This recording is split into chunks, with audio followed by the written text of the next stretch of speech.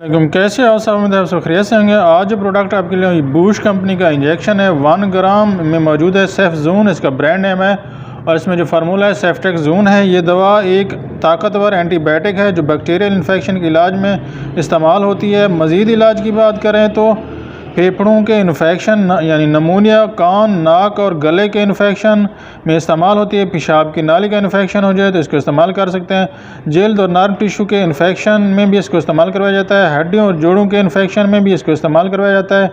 खून में जरासीम यानी सेप्टिसीमिया हो जाए तो इसको इस्तेमाल करवाया जाता है।